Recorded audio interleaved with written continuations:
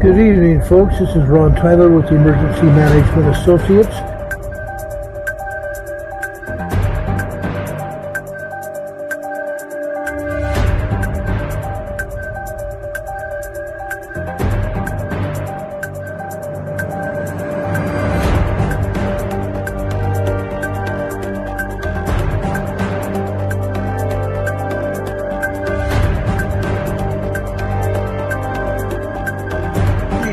This is Ron Tyler with the Emergency Management Associates coming to you live from the crossroads of the West in Lake City, Utah. The time right now is 7:05 p.m.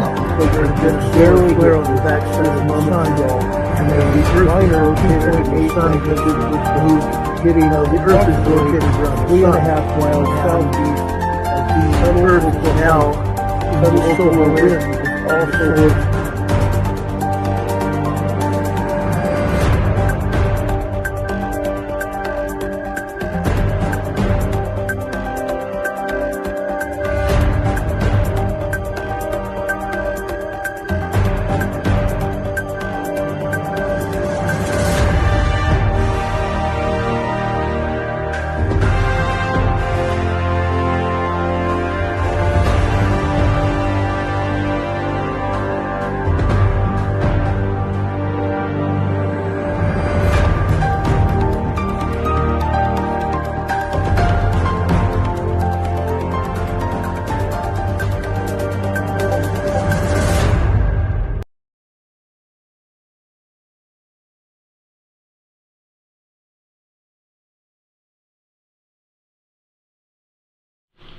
Good morning, good afternoon, good evening, everybody here around the world that has joined us here on the Emergency Management Associates Network tonight.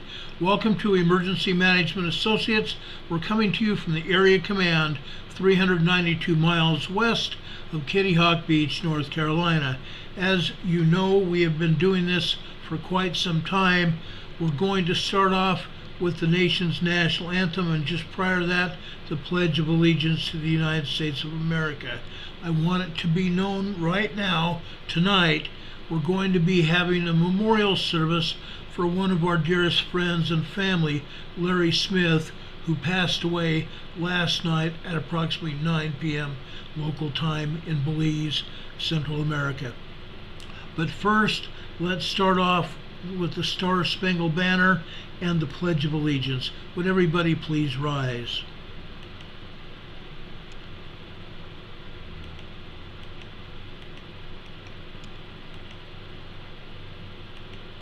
I pledge allegiance to the flag of the United States of America and to the republic for which it stands, one nation, under God, indivisible, with liberty and justice for all. Now would you make welcome, straight from Washington, D.C., the United States Army Corps Quartet. Yeah.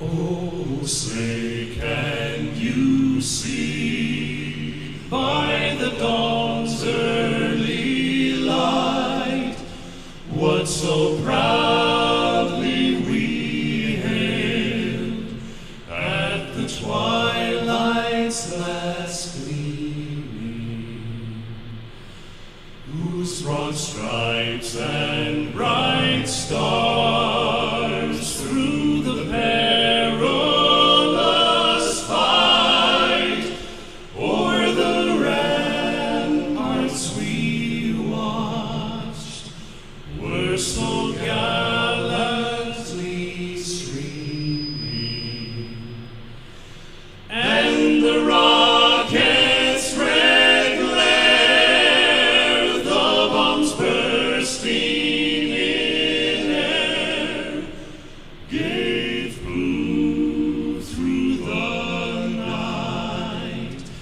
that our flag was still there.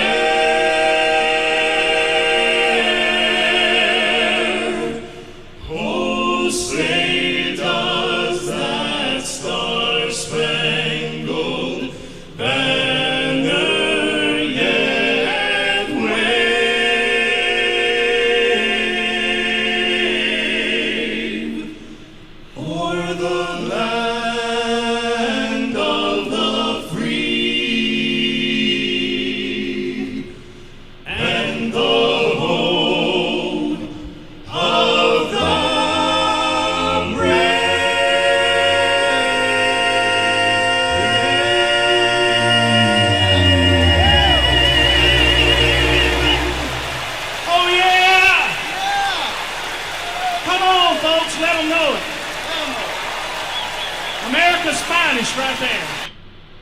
America's finest, the United States Army Barbershop Quartet at the Barbershop Quartet Convention in 2015. The host of the Barbershop Quartet Convention gave us gave us the Pledge of Allegiance. The Barbershop Quartet came over and gave us the Star Spangled Banner, the nation's national anthem, and we want to thank them for that. We want to thank also not just these group of men who have served valiantly in their careers in the Army, but we want to thank all the members of the armed services of the United States and of our allies that stand next to us in helping protect the world. God bless them all. May you all return home to your families in safety when your tours of duty end. God bless you, and thank you for your service, ladies and gentlemen. We definitely appreciate that. Folks, we've gone through a lot today. I mentioned Larry Smith's passing. We're going to be getting to his memorial service in just a few minutes. It took me about 3 hours to put together his memorial service here. And I'm sure they're going to have a memorial service for him over in Belize as well. We'll get back to Larry in just a minute.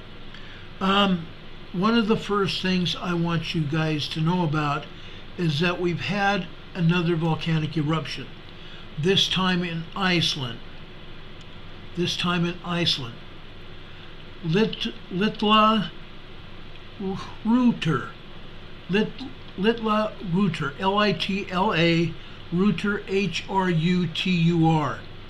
The volcano finally erupted today. It erupted with a little bit of fury. There was some ash and smoke coming from the volcano. So far, we don't have any evidence of any magma, but magma is down there right beneath the surface of the volcano. We got some memos from the Icelandic Meteorological Society and the seismological people there in Iceland. There is magma down there. It just has not come over the top in form of lava. So we're waiting for that. But I first want to show you something very important. Okay? We told you that when these volcanoes erupt, astounding things happen. Okay?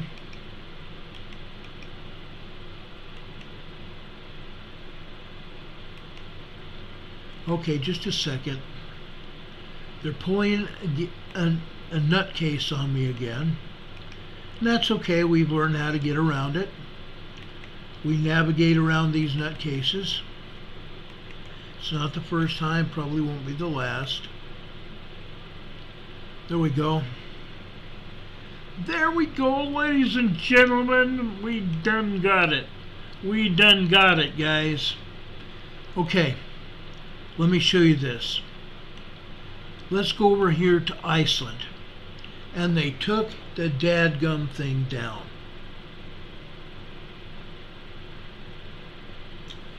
It's incredible, guys. Just a few minutes ago,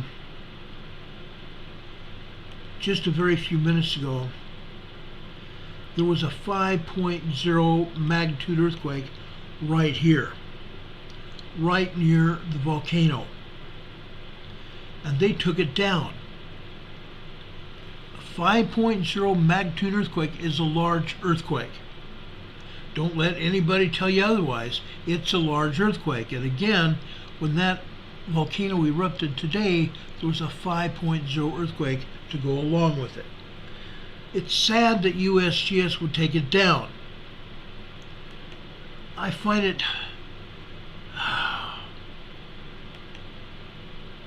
almost impossible that they would have done that. But again, it doesn't totally surprise me, because they do things like this all the time.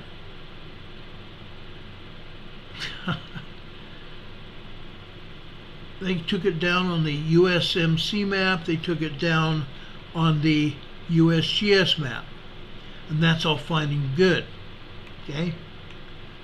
But it did erupt today. As you can see on this picture here, early this morning, you can see the eruption in the still hours of the night. Now, I'm going to try to find you something that I think that is very important.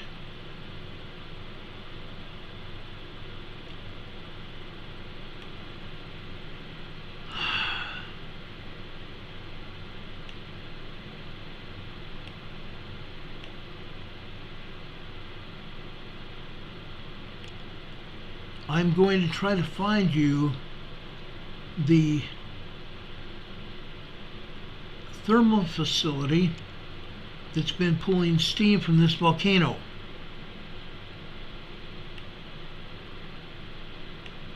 If USGS will allow me. I've already seen it.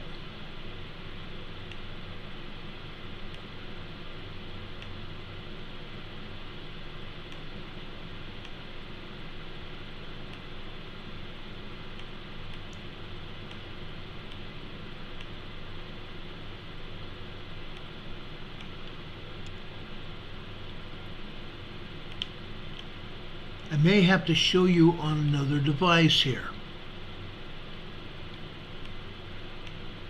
because it seems like they don't want me to show it to you, but that's okay. Let them be. Let those crazy people be. Let me show you something, guys.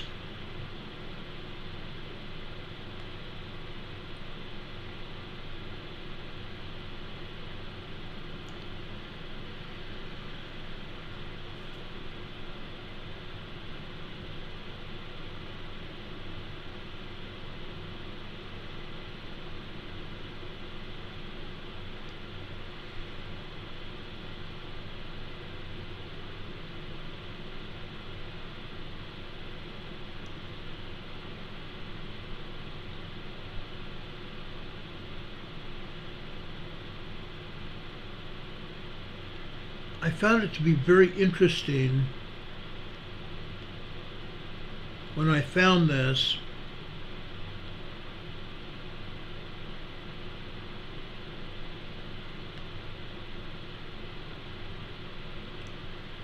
Because most of these volcanoes, no matter where they are in the world, have a geothermal place where man has drilled into the upper magma chambers of a volcano to pull steam out of the volcano. And that's what they've done. Okay, just a second.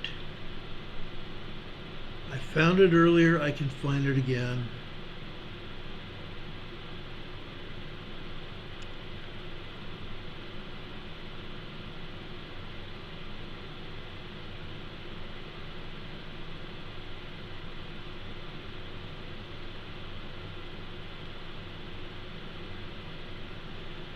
Okay, I found it. Just a second. I'm widening out the shot so you can see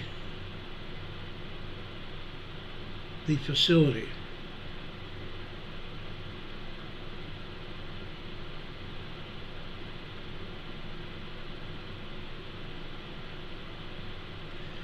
We have shown you the facilities at the geysers. We've shown you the geothermal facilities over at Coza Volcano in California. Folks, this is the geothermal facility over there near this volcano. Okay?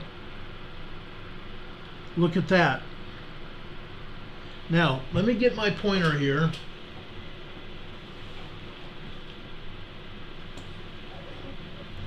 So I can point to you what's going on here.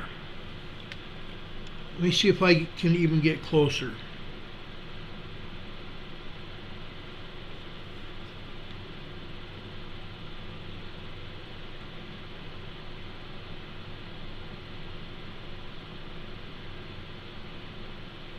I did get a little bit closer. Look right here, guys. Right there, there are 27 turbines. One right next to the other, right there. On the other side, here's another 9 turbines there. Over here, there's a bunch more. Okay? And not to be outdone, but outside, let me see where this is.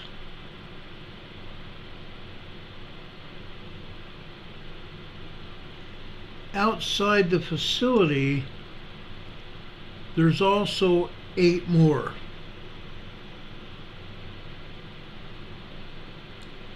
Outside the main facility, there's 8 more. Okay? Right here, there's 4 more here, and then there's another 4 right here. Okay? That's a geothermal facility near this volcano. So they're pulling steam from this volcano as we speak, from the upper magma chambers of this volcano. And they appear to have been doing it for quite some time now. Isn't that exciting? Now, I never thought that we would see that happen. Okay? I was nosing around just a little bit earlier, just about 3 or 4 hours ago. And I saw that, I'm going, oh my gosh, this is just another example of another country pulling geothermal energy out of the ground to provide electricity for their country. And that's what they're doing. Okay? So this volcano has erupted now. We've been looking for this for a while. For at least 2 or 3 weeks, we've been reporting on all the earthquakes here. Remember that they've had 200 earthquakes today? 200 earthquakes today. Let me show you something.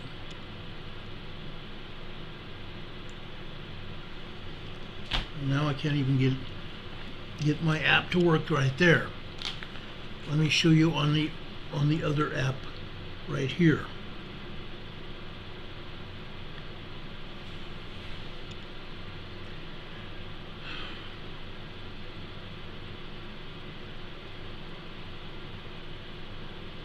Just a second, guys, I'll get it here.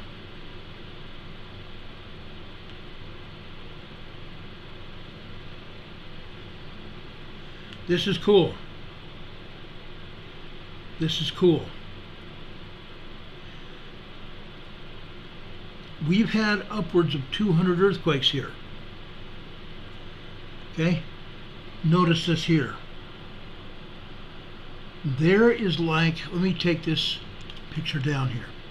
There is like 50 earthquakes in and around this volcano now, because the volcano has now erupted. So the number of earthquakes has actually gone down. Okay? Notice it shows 20 plus there. That's before I brought it out.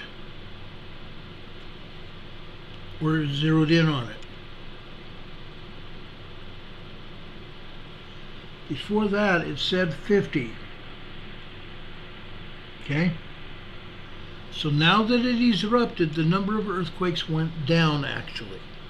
Okay? And I'm sorry I'm wiping my forehead. It is extremely hot here. It's about 84 degrees outside, and I've got the air conditioning going and a fan here, and I'm sweating to beat the band. But there's 50 plus earthquakes over in Iceland today. Most of the other ones to the north of Iceland there, they're 1.5s, 1.8s, and 1.7s. Earthquakes down around that volcano, they're more like 3.4, 4.5, 2.3, 2.4. Okay? Down around the volcano. Now it is erupting.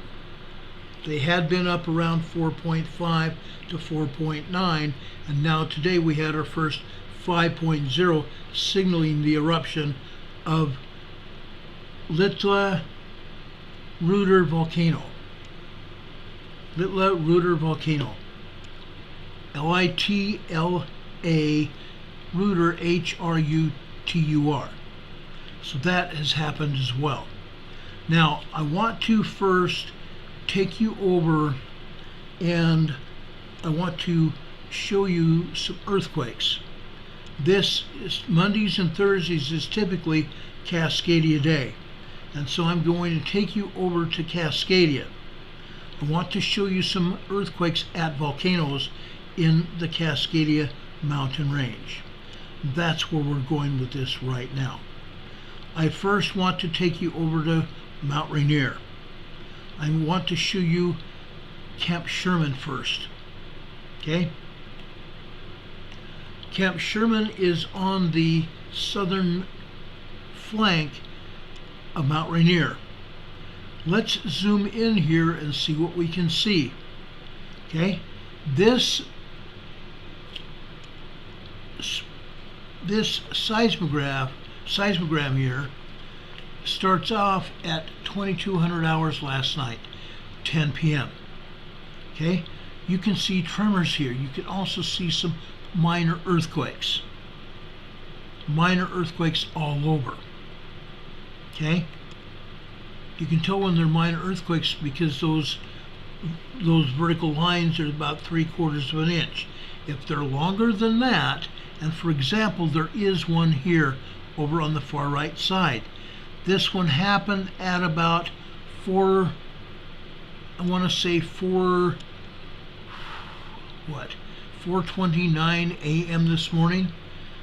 That's probably a 2.9, 3.0 earthquake. But you won't see that on the USGS map because they don't have anything but tiny tremors. They list one tremor on the USGS map today. I believe it was listed as a 0.9 tremor at Mount Rainier. But look at this, okay? See that sideways rectangle there? That blue sideways rectangle? Okay? I enlarged it for you. This is a magma churn signal, folks. Magma churn signals are typically 23 to 24 lines high. This one is 1, 2, 3, 4, 5, 6, 7 lines high. This means that this agency has reduced the size of this magma churn signal to about 26% real world, meaning the entire seismogram has been reduced to nothing. Okay? It's been reduced to size of about 26% of real world. Off to the side of that, off to the right side of that magma churn signal, we see some other vertical lines. These are steam signals. Those vertical lines are steam signals. This magma churn signal was generated by superheated magma here at this volcano. And we have steam exiting the volcano. Isn't that interesting? Okay? Now let's reduce this back to some kind of normal size here. Okay? We have another good sized minor earthquake here. Okay? This happened at about 4:49 a.m. this morning. Okay? Knowing that this seismogram is topped out at about 26% of real world, this might be a 2.0 earthquake in normal cases, but since the seismograph was turned so far down, this might be close to a 3.0 earthquake. And the other 3.0 earthquake, right up here on the far right here, that might be close to a 4.0 earthquake. Or 4.5 earthquake at Mount Rainier. Look at all these other earthquakes and tremors here. Notice on the horizontal lines. Each of the horizontal lines are an indicator of a 15-minute time period. Each horizontal line here indicates 15-minute time period. On these lines, you see a buildup of magma. Okay? The lines get thicker and thinner. This is called a magma pulse signal. It's called a magma pulse signal. When the line gets thicker, it means more and more magma coming into the magma chamber. In this case, you see times when there's a lot of magma. It seems like big chunks of magma going into the volcano under pressure. There's a lot of pressure when this magma is entering the volcano. And because of that pressure, the magma is generating rock fracturing. It's fracturing the rock. And the resulting fracturing are the tremors and earthquakes that happen when the rock fractures. That's why we're seeing these tremors and earthquakes all over this seismogram. Look at that. Mount Rainier has been very, very busy today, hasn't it? Let me show you one other location at Mount Rainier today. Okay? The next one we're going to is Camp Muir. Mount Rainier, Camp Muir, right here. Okay? This is the north side of the volcano. Separate location. Here you see increased magma coming into the magma chamber. You also see increased seismicity or increased magnitude of the earthquakes. Magma coming into the volcano, and it's generating full-blown earthquakes. 2.4, 2.5. Yes, there's 2.0s here as well. There's tremors here. Each line here again represents 15-minute time period. And you're seeing earthquakes happen because the magma is coming in, fracturing rock, fracturing earth, causing actual volcanic uplift. It's causing volcanic uplift of the volcano. In other words, Mount Rainier is getting taller. Mount Rainier is getting taller. Look at this earthquake that happened this morning. Okay, it's on the 9:45 a.m. mark this morning. 9:45 a.m. on the far left is 9:45 a.m. Pacific time. We go over 3 to 4 lines, and that means that this earthquake happened at about 9:49 a.m. this morning. Over on the left-hand side, it's 9:45. This is 9:45 a.m. this morning. If you took this seismogram as what it is and nothing more, this might be a 2.5 earthquake. It's wide as well. The height would indicate a 2.5 earthquake, but the width tells us another story. Okay? Notice that the top and the bottom of this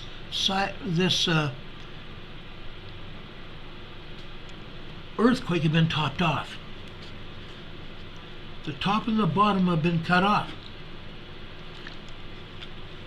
That means the agency did not want us to see exactly how strong this earthquake was at this volcano.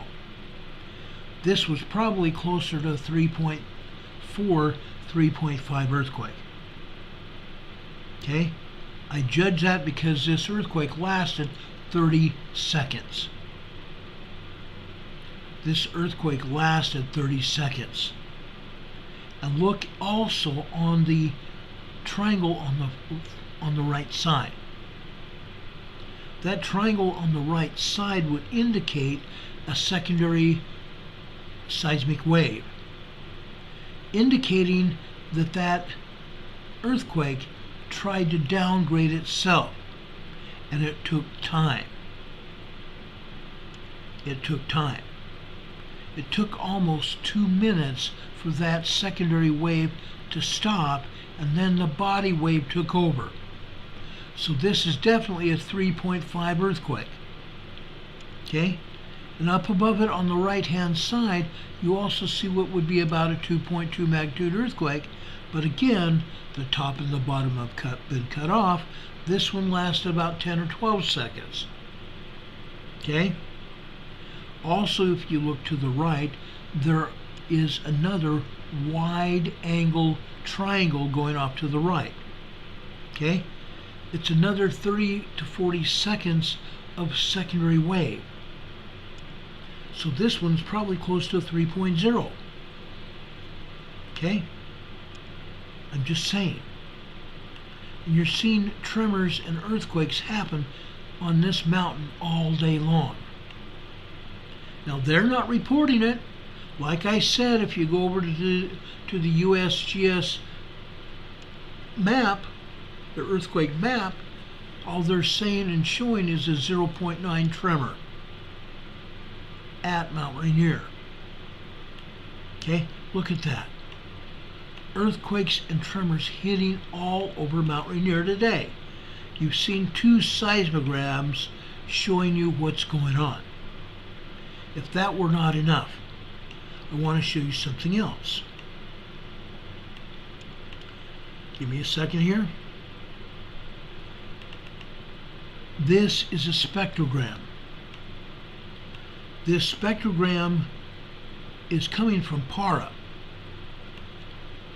PARA is a precip tower measuring precipitation in and around Mount Rainier on the southeast side. Precipitation tower also houses a seismograph. And this seismograph is a multi-channel seismograph, and on one of the channels it shows heat in the volcano. Like I said, this is on the southeastern foothills of Mount Rainier. Okay? And you're seeing heat rising here. Heat rising from the magma here. Okay? Those greenish blue lines here are heat rising to the surface, or rising up to the surface. Okay? So you know that that magma is superheated down there. We know with volcanoes there's magma, right? And sometimes we don't really put 2 and 2 together and realize how hot that magma is. Okay? But you can see that heat reaching up to the surface of the volcano. Okay? So it's quite hot up there. Okay? Mount Rainier is getting ready to move. Okay? We have seen that volcano steaming many times. I've had many people send me pictures of Mount Rainier steaming. Okay? I've received many pictures of that. Now let me take you south over to Mount St. Helens. Mount St. Helens is an interesting volcano. It's a very interesting volcano. And folks, it's even more interesting to note that USGS has no seismograms worth even showing at Mount St. Helens today. None. The seismograms that I picked up for Mount St. Helens were PNSN. PNSN, Pacific Northwest Seismic Network. And basically, we have not always been able to trust this network because they play games as well. We know USGS plays games because we see it all the time. Okay? Now this seismogram that we're looking at right now is coming from a seismograph that's sitting up on the top of the volcano. At the summit of the volcano on that great big huge lava rock that's cooled off, and they can sit a seismograph or anything else on it. Men have walked all over that big huge rock at the top of this volcano. It houses 2 seismographs. One is September lobe. It's a multi-channel seismograph, giving us a lot of different information. This particular seismogram is showing us earthquakes and tremors here. It's also showing us the magma that's in the volcano and what it's doing. The horizontal lines are indicative of magma coming into this volcano. Now, they are not always showing us these thicker lines showing magma coming into the volcano. Magma pulse signals, as I explained a moment ago. Okay? For all intents and purposes, they have turned down this volcano. I'm not turned down the volcano. That was stupid of me. Wasn't thinking. They've turned down the seismograph of this volcano. Okay? You don't see much of any activity. We're basically showing, say, 2, 4, 6, 8 different events here. Several of these are very small events. Others are larger events. Let's zoom in here to the 2 larger events that you can see here. Okay? Both of the top event here is just after midnight. The line on the very far left indicates it's midnight on the black line. So right here on this particular place on this black line here, this would probably be, I want to say 12:10, 12:11 a.m. this morning. We're seeing probably a 2.0 earthquake. However, we're looking out to the right side of that earthquake. 2.0 is a minor earthquake. Going out to the right side, we can see that triangle cone out to the right. That is a secondary wave of this earthquake. Folks, I believe, if I'm not mistaken, that this earthquake may have been closer to 3.0. Only because I look at that secondary wave and it's not indicative of a 2.0. A 2.0 would not have that much energy going out to the right side after the initial quake. That's why I'm saying that. Now, this second earthquake comes to us after 1 a.m. In this particular case, it's about 1:26 a.m. this morning. Not even that, I'm sorry, 1:11 a.m. this morning. Because the line beneath it would be 1:15. So this would be about 1:13, 1:12 a.m. this morning. This is very much a larger earthquake than the other one. Okay? This is probably closer to a 3.0 earthquake. Notice the buildup in energy to the left of this quake.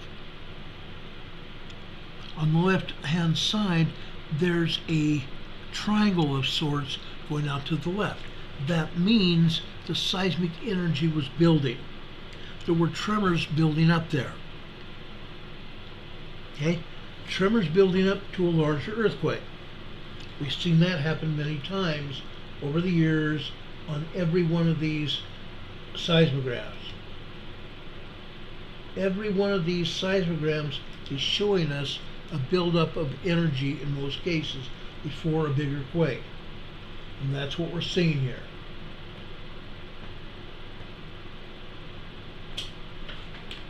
Hold on a second, guys.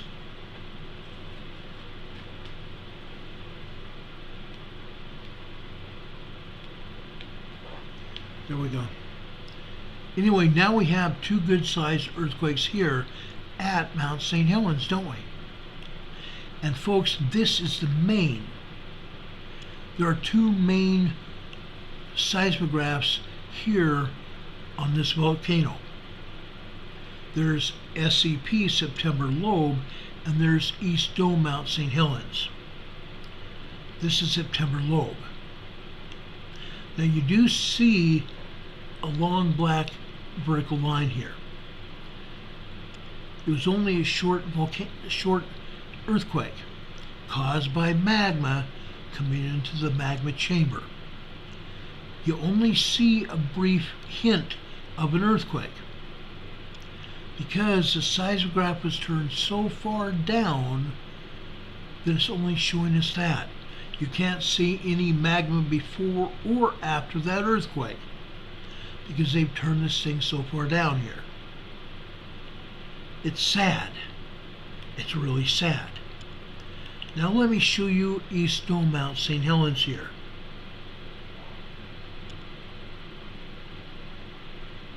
I thought I had that here.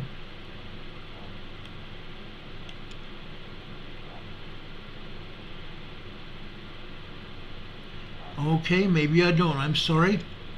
I don't have East Dome Mount St. Helens here. However, let's look at another one. Okay. This is that same seismograph that took those other readings at September lobe, or on September lobe. This is a different channel. Okay, like I said, it's a 5-channel seismograph. This particular channel, we're seeing magma coming into the magma chamber. This is measuring VLF waves that are generated by magma within this volcano, Mount St. Helens. On that other seismogram, at the same seismograph, we didn't see but a few earthquakes, did we? Basically 3 of them. But look at this seismograph. The longer waves here that are bouncing all over would seem to cause earthquakes, wouldn't they? Because it's showing a lot of magma coming into the magma chamber during this time period. One time period is last night, just after 9 a.m. Another time is just after 2 a.m. this morning. And another time here is just after 10 a.m. Between 10 a.m. and 1 p.m. we had the largest amount of magma coming into the magma chamber. It was flowing quite heavily, as you can see.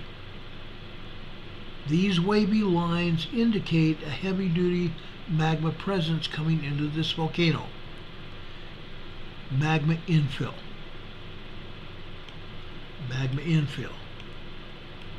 But on this same seismograph, on this particular seismogram, we're not seeing the same information. We're seeing one earthquake hitting after 2 a.m. this morning, one hitting after midnight this morning, but really nothing else. And then this afternoon, almost nothing happening here. That, folks, does not happen when all that magma is coming in. There has to be some kind of earthquake generated by magma coming into the magma chamber that's fracturing rock inside the magma chamber. Okay? On that VLF seismogram, we're seeing plenty of magma coming into the magma chamber, but here it shows almost nothing happening. That means that the agency did not do their homework. That agency did not provide us with reliable evidence of exactly what happened here at Mount St. Helens today. That's basically what we're seeing here. The agency lies. We know that. We know that. Now I want to take you south to another volcano. The other volcano is Mount Hood. Okay? Mount Hood, we typically have seen a lot of activity up until now. This is one PNSN seismogram that I pulled for Mount Hood. Okay? This is Timberline. This is Timberline. Look at what we're seeing here. Okay? On the horizontal lines, we're seeing magma infill coming in, don't we? Magma pulse signals. Magma coming into the volcano. And we see every once in a while some tremors here. Tremors generated by the magma fracturing the rock inside the volcano, which creates earthquakes and tremors as it shatters or fractures the rock coming into the volcano. Okay? But you don't see a whole lot of movement, do you? You see some magma, you see some tremors. When there's a great deal of magma coming into the magma chamber, you see these vertical lines going through these horizontal lines. They're showing a lot of magma, but you don't see much else happening, do you? This seismograph has been turned down to about 30% of real world. We don't have a magma churn signal to show us that, though. I'm telling you that because of my experience with these seismographs. And the seismograph's not showing us equivalent activity as to what is going on at these volcanoes.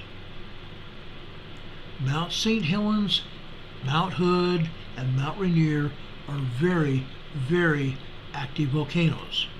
And for them not to show us adequate information, it's proving to us that they know what's going on and don't want to tell anybody. Okay? That's the way it is. It's insane. It's insane. This seismogram I obtained from USGS. This is Timberline at Mount Hood, done by USGS. Okay? I brought it down the top so you can see the top where it's showing you data here. The top shows us 10 p.m. where it started recording this data, but there's very little of it. Occasionally up here at the top, it's showing us some tremors, but not much of anything. Okay? Showing us a little bit of magma infill, magma pulse signatures coming into the volcano, magma coming in. Now these are not thick lines, they're very thin lines.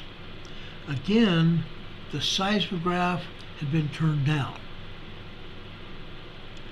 This one activity here that's over on the left hand side of the seismogram, this is after 6:15 a.m. this morning. Okay? You can see magma coming into the magma chamber here, and at one point in time it completely obliterates the graph here. Okay? For about 1.5 inches or so, it completely obliterates the white paper. That's an awful lot of magma coming into the magma chamber here. Okay? Just about 2:16, 2:17 a.m. this morning, 2:18 a.m. this morning. Then it starts to get to be less. By 2019 or so, there's nothing more. Very little. But you're seeing vertical lines rising out of this horizontal line here. This magma coming into the volcano. Horizontal lines here are indicative of tremors hitting here at this volcano, Mount Hood. Yes, there's a lot of tremors here at Mount Hood. This seismograph has been turned way, way far down. And I'm saying probably close to 20%, maybe even 15% of real world. It's hardly showing any data at all. Occasionally it will show you right here on these lines here some magma coming into the magma chamber, but that's all. it's hardly showing us any activity at all because this seismograph has been turned so far down. Okay? And as you can see, there is activity here. There are red lines here. You can see these red lines are generated by the computer telling the seismologist, hey, something's going on here. But because the seismograph has been turned so far down, it's not showing that activity, except for that one tremor here, possibly a 2.0 earthquake near the bottom of this seismograph. You can see it on the blue line there. On that light blue line, you're seeing probably close to a 2.0 earthquake. Okay? And then the aftershock of that. Okay? That lasted for quite a while, didn't it? Why did that happen? Because, folks, this earthquake probably was a lot larger than they're showing it to be here. That's what we're showing you here. Sad but true. They don't want us to know what's going on here. Whether it be Rainier, or St. Helens, or Bachelor Volcano, or up north to Glacier Peak, or anything. They don't want us to be known to know what's going on. Heaven forbid. Okay? Larry used to get so frustrated with these people. Larry had colleagues that worked here at USGS, and yet he had to put up with this nonsense. Okay? Totally nonsense. Now, since we're here at Mount Hood, there is another volcano near Mount Hood. Okay? It's called Tom, Dick, and Harry. What goes on at Tom, Dick, and Harry pretty much goes on at Mount Hood. Now, I wanted to show you this because this is much more than just gobbledygook. The agency wanted to look like trash. That way we would not see much data here. But what I think we are seeing is a lot of data that's messed up. A lot of data that's messed up. To me, this indicates that there's a lot of activity going on at Tom, Dick, and Harry. A lot of tremor activity, meaning magma coming into the magma chamber. But we don't see much of that on this seismogram. We might see some, but that's just all. Okay? They're not showing us anything but basically gobbledygook. But you can see what's going on nonetheless. Activity at this volcano. Activity at Mount Hood. Activity at Tom, Dick, and Harry. Okay? I can show you the same thing over at Mount St. Helens, didn't I? Okay? We have activity proving it. They don't want to show us. One day they're going to regret that. When one of these volcanoes erupts and they're showing us nothing but gobbledygook, they're going to have to explain why. They're going to totally have to explain why that they thought it necessary to show us trash. Because at some point in time, something's going to happen that they should have explained better and didn't do it, and some people are going to get hurt and some people are going to get killed. What happened when Mount St. Helens blew back in 1980? The seismograms were showing a lot of activity, a lot of earthquake activity. Well, they had that area around Mount St. Helens evacuated.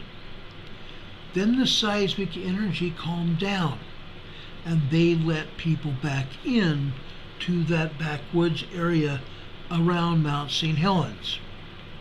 Then all of a sudden, out of nowhere, the seismicity or earthquake magnitude generated back up. And all of a sudden they issued an evacuation notice, but some people did not get it. And as a result, people were killed at Mount St. Helens. There were people trying to evacuate Mount St. Helens, and they could not get away fast enough, and they perished in the magma and the lahars generated by Mount St. Helens. Okay, why did it happen? Because the seismologists were not paying attention.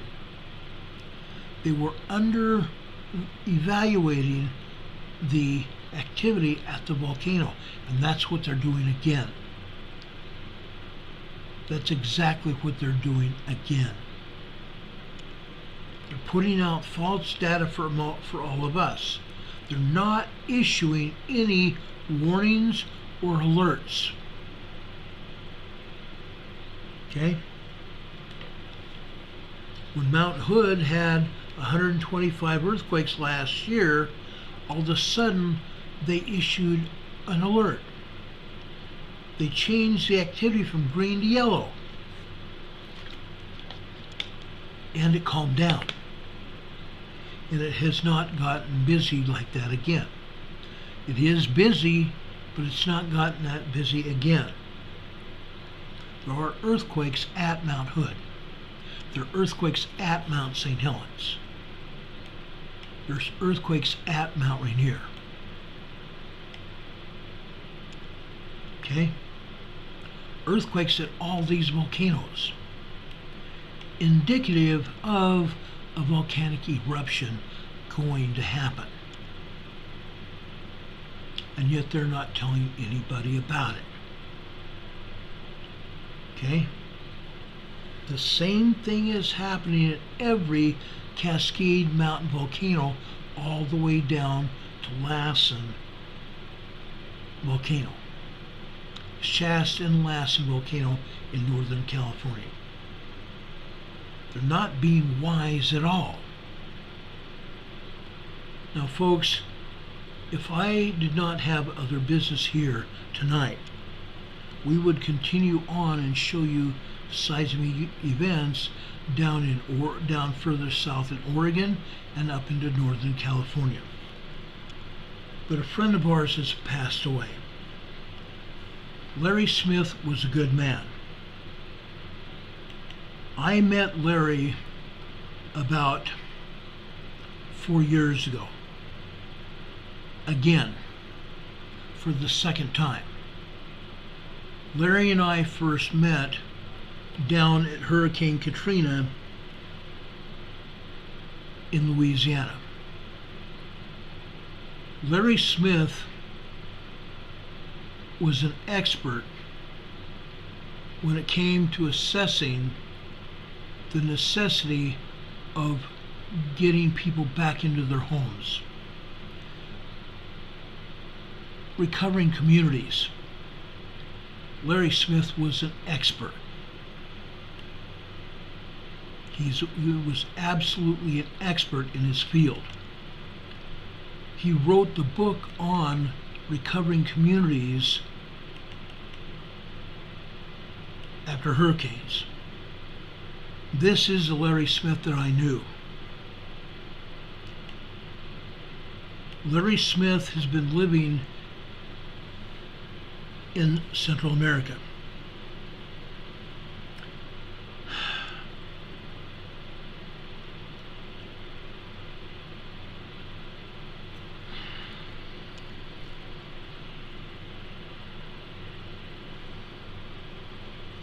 This is hard for me, guys. I'm sorry.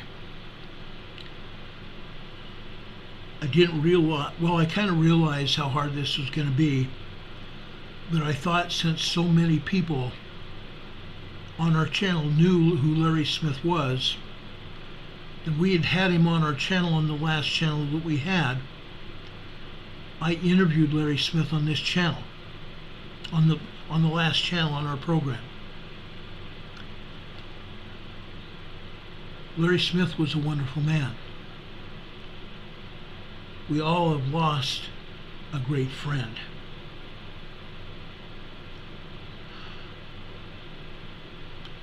Larry Smith was a founder of our disaster warnings group on Facebook since April 2019. He passed away yesterday, July 9th at 9 p.m. Larry Smith was born on August 5th, 1944. He was 77 years old. Larry Smith was having problems with his foot for a couple weeks with an infection, and he finally succumbed to that infection. I believe it was probably sepsis, but I'm not a doctor. I'm just a former EMT. But I love the man. He was a very dear friend of mine. We had a lot of laughs together. We worked hard recovering people down in Louisiana after Katrina. We have worked hard recovering other communities as well. I've worked long and hard hours, sometimes 18 hours or longer, helping him help other people. He was a friend. Scooter Pie wrote this about him earlier today, and it stands as a memorial to him on his Facebook page. He was a friend. He was a confidant. He was a great person who loved everyone and would do anything for anyone. Larry made us laugh, all laugh. He made us laugh all the time. Larry was a wonderful old soul. We will miss him more than anyone will ever know. Our condolences go out to his daughter, his family, whom he loved so very much. He spoke about his daughter to me, and he did so to other people as well.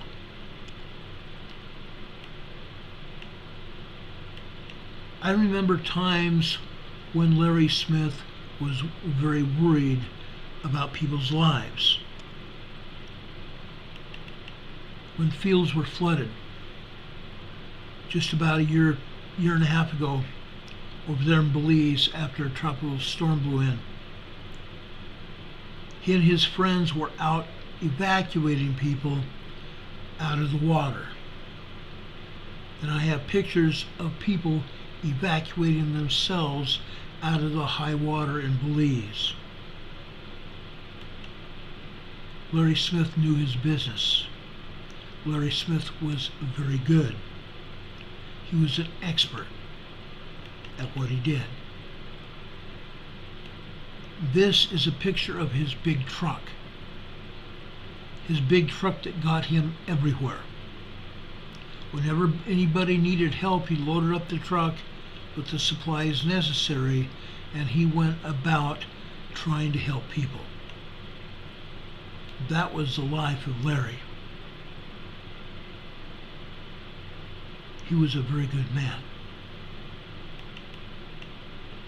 Larry was trained in Red Cross first aid and CPR.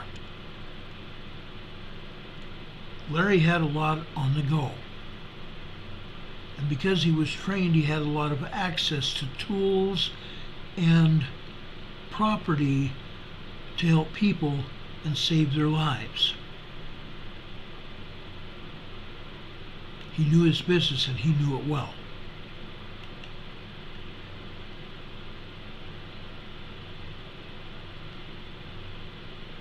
want to show you some pictures of Larry and his daughter. I believe that's a picture of him and his daughter. His daughter is older, was living in California, and she just got notified of Larry's death this morning. And I believe she's on the way or already in Belize right now.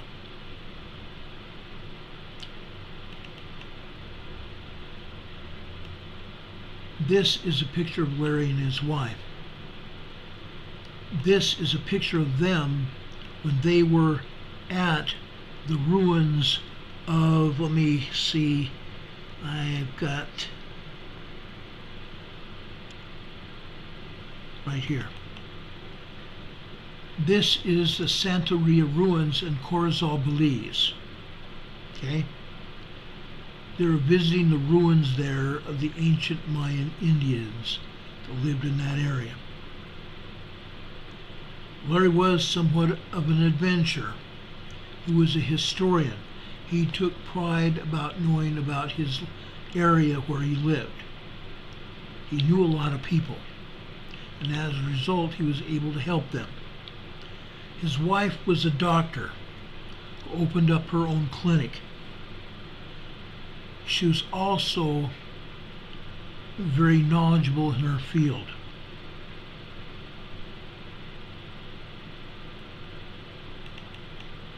Here is a picture of their clinic where she practiced alternative medicine to help people. Sorry, there it is. Let me enlarge this for you so you can see it. This was a picture of their clinic. And I know because Larry told me one time when he had to let me go that there had been someone seriously ill that came into their clinic, and he was right there and helped them, and he helped his wife save the man's life. Yes, there were times that Larry told me that some people they could not save. Their health had gone so far down that they couldn't save them. But Larry told me that he and his wife were very good at what they did. His wife was the expert in their family. Now, I did not meet his wife, but I became very knowledgeable about Larry and his family and his friends.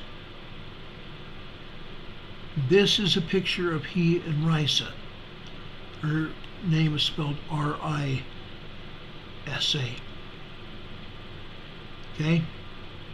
You can see a stream here falling down over rocks in the background. And they were very well dressed for the occasion. Spray coming down from the rocks hitting, or the water hitting rocks in the background. Larry liked going out and doing it. This is one of their gardens that was in the front of their property. There were times, folks, when Larry was also tending for cattle on his property. Because he had cattle, he had other animals he was raising to help he and his family and friends that worked for him there on his property. So Larry had cattle there as well. I think I've even got a picture of one of his baby steers back in 2019. This is a picture of one of Larry's baby steers after it was born in 2019. Larry was just that kind of guy. He was quite a man. He was quite a man.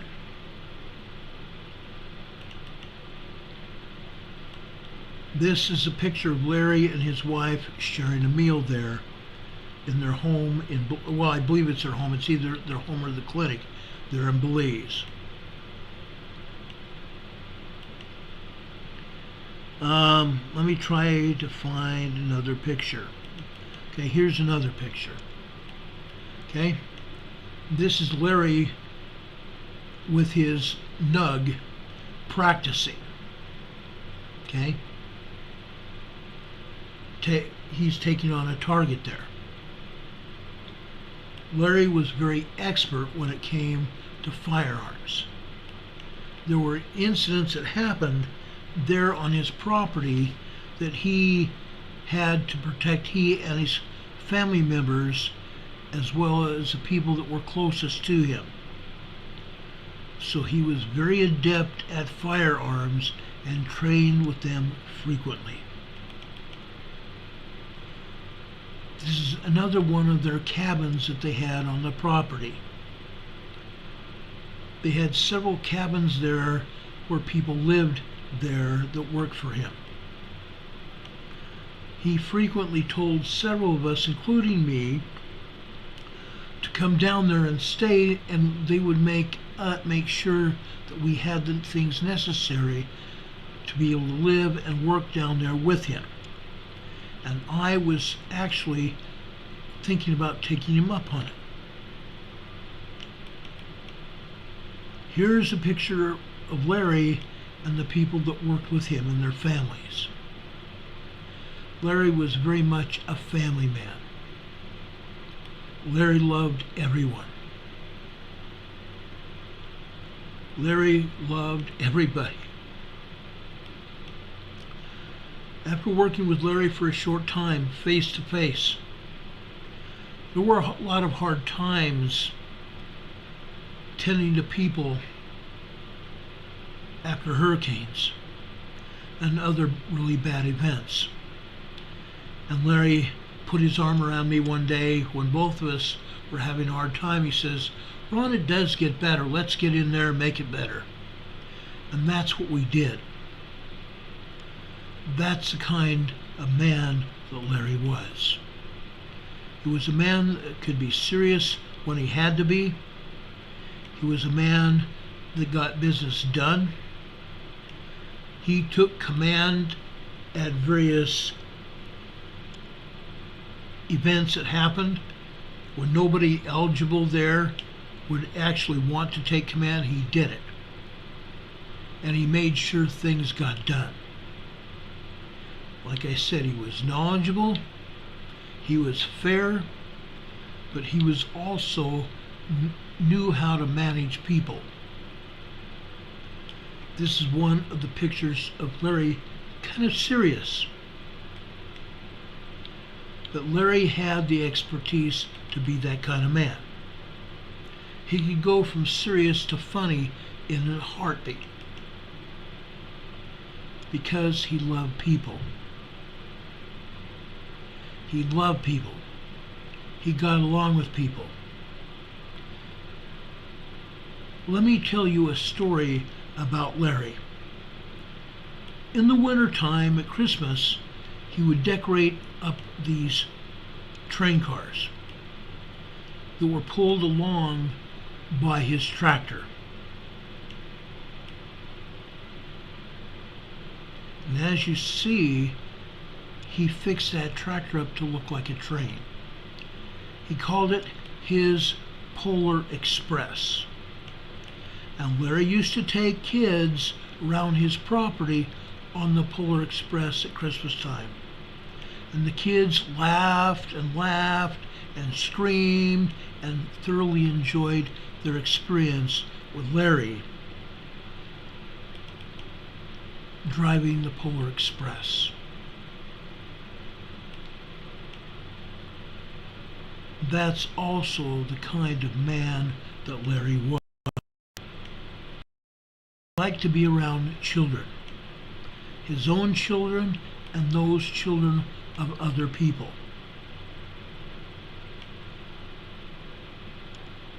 That was who Larry Smith was. He dressed the train up as a Polar Express and let them ride the Polar Express at Christmas time. What a wonderful man Larry Smith was. I palled around with him at different times.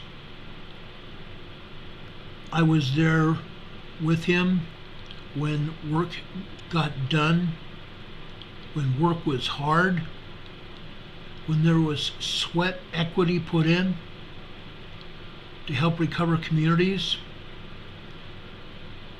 to relieve worry on families' faces. Larry went to the extent of even making breakfast for people that were out there in the communities that had a hard time. Larry sent me this picture of him prior to my interviewing him about 2 years ago. This is the Larry Smith that I knew and loved. This was a Larry Smith that we all loved. He used to call me at very early hours or late hours of the night when there was a major earthquake somewhere. Ron, did you hear about this? No, I was sleeping. Well, you better get to your computer. And there we talked for sometimes 40 minutes, turning into 2 hours, about what might be happening.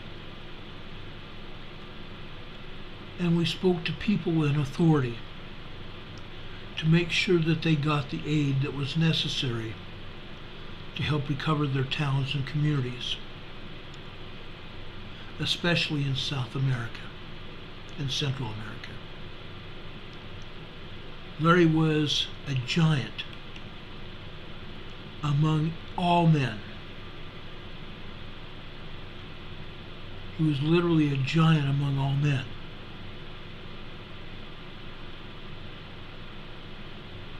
I don't believe that he even realized how much influence he had with the people. This is a picture of 2 of their lambs that were born on their property. Again, Larry knew farming, ranching, building buildings for people. He was a plumber, he was an electrician. He was smart as anybody that I ever knew.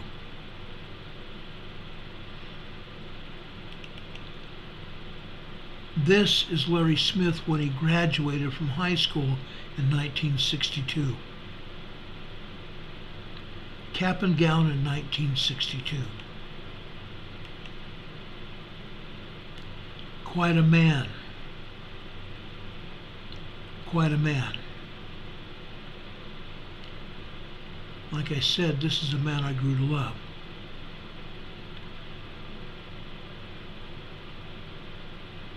We send out our condolences to his daughter, his family, whom he loved very much, to his many friends, literally all over the world, Haiti as well. Please say a prayer for all of us today. Larry and his family and all of us. We all lost a great man and a great friend. He is going to be missed. After graduating in 1965, 62, graduated in 1962. He went to San Diego College in 1965 and obtained a doctorate degree. Larry had lived in Portland, Oregon, and worked for FEMA during the Mount St. Helens eruption. He was also in charge of operations there. After retiring, he moved to Corozal, Belize, where he had his own compound of animals, gardens, and fruit trees. He was living a sustainable life there. He loved the people he worked for and who worked for him. Like I said, he would have done just about anything for anyone, at any time.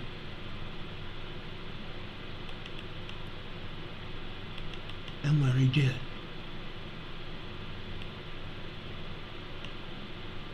Larry did. He took care of many people who lived in Corozal during floods and bad times. He was a very giving man, hence the reason for starting the disaster warning page to warn people of natural disasters. We ask all of you now to please respect our time as we mourn today the loss of our friend and family member. I want to thank you, all of you, for all the many blessings that you have given all of us, for your help, not just financially but spiritually and physically, by getting the word out about what we do. I want to thank you. And as Larry would say, I love you all. You may not realize how many times that we heard Larry say that, but he did. Now, what Scooter Pie wrote, for the most part, is there. I added some things of my own in there in that commentary. As I wrote this, I have literally become overcome with grief. When I first heard there was a problem last night, first thing came into my head and out of my mouth, oh no, has something happened? Last night in Belize, the power grid failed. It was an eerie feeling, to say the least, and I was worried. When we heard there was a power grid failure, I waited, and someone messaged me, and she didn't have all the information herself. But in the coming hours, I found out, and we all found out, that Larry had passed away. This morning, I spoke to an associate of Larry's. Unfortunately, our conversation was cut off. Larry's associate said, well, first he asked me who I was, and I told him. And that man recognized my name because Larry had talked about me to that man. And he told me, I hate to be the bearer of bad news. Larry has passed away last night. The man told me that there was going to be an autopsy to find out exactly what happened, because Larry went very fast. I had just spoken to Larry less than a week ago.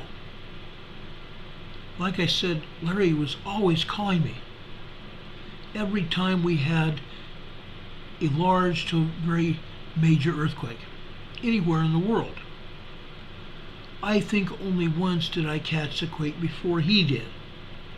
Only because he was out picking up supplies for his compound, for his wife's clinic. The last time I had an opportunity to speak to Larry, he seemed to be in very good spirits about everything. Larry never complained about anything, but he talked about how being prepared to encounter anything in our lives and how important that was.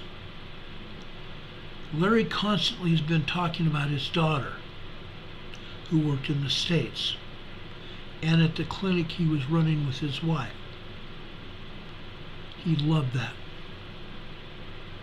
The news of Obi's passing,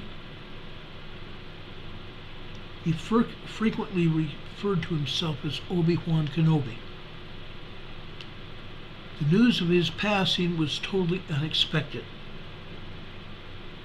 Larry was always known to tell us to be safe out there. He told everyone that all the time. He loved us all. Our colleagues remember him. Julie wrote, for the most part, that eulogy that I just read you, with insets of my own remembrance of Larry. Sharon, one of our compatriots, on our disaster page wrote, "I am beside myself. Oh, he will be so missed. He was with our EMA, he was our EMA father. The ones that are suffering are not here on earth. I pray for comfort and peace for all. Love." Our dear friend Don Patoka said, "Larry, we will miss you, dear brother. Rest in peace. God be with you till we meet again. Larry, it was great knowing you." Location, Peru, Ecuador border region. Class, light, magnitude 4.5, 20 minutes ago. Ecuador border region, the light 4.0 magnitude just a few minutes ago. But Larry, it was great knowing you. It was great getting to know you when I was new in the business of chasing hurricanes. It feels like I've known you forever, my friend. Larry, you're going to be missed. Thank you for your friendship. Thank you for mentoring me, for mentoring all of us, for helping me to do the job that we both used to do, that we did together. Rest now, my friend. You deserve it. You've done a good job. The Savior's probably said, "Well done, thou good and faithful servant. Enter into my kingdom." Please know, Larry, how we cherish the memories of you. Our memories of you we carry in our hearts. Thank you for being with me and with everyone that we met. You always knew how to mitigate any kind of disaster. You were an expert in your field. Not just a subject matter expert, but an expert in your field. You've always been there for everyone. You wrote the book on it. Rest in peace, our friend. We've got the watch. Rest in peace. Thanks for the memories. Go and rest. Enjoy your family on the other side of the veil. God be with you, my friend. God be with you till we meet again.